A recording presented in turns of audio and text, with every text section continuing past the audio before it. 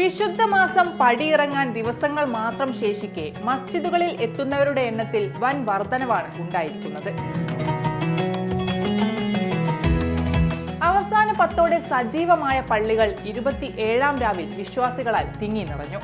തറാവി, ഖിയാമുല്ലൈൽ എന്നിവക്കായി ആയിരങ്ങളാണ് രാജ്യത്തെ പ്രധാന പള്ളികളിൽ കഴിഞ്ഞ ദിവസം എത്തിയത്. റൂവിയിലെ സുൽത്താൻ കാബൂസ് മസ്ജിദ്, അൽ ഖുവൈർ തൈമൂർ മസ്ജിദ്, ഖുറം അസ്മ മസ്ജിദ് എന്നിവിടങ്ങളിൽ വിശ്വാസികളെ കൊണ്ട് നിറഞ്ഞു കവിഞ്ഞു.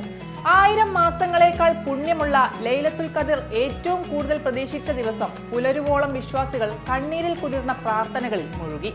മിക്ക ആളുകളും ളുഹുർ നമസ്കാരം കഴിഞ്ഞു വീടുകളിലേക്ക് മടങ്ങാതെ പള്ളികളിൽ ഖുർആൻ പാരായണവുമായി കഴിച്ചുകൂട്ടി.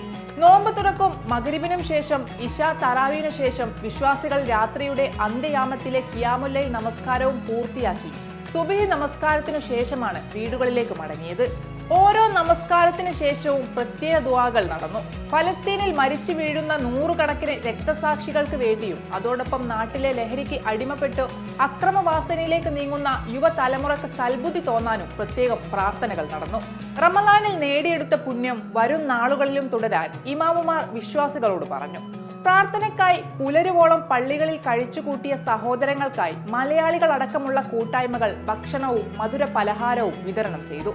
വിവിധ സന്നദ്ധ സംഘടനകളുടെ നേതൃത്വത്തിൽ വിശ്വാസികൾക്കായി ഭക്ഷണവും ഒരുക്കിയിരുന്നു.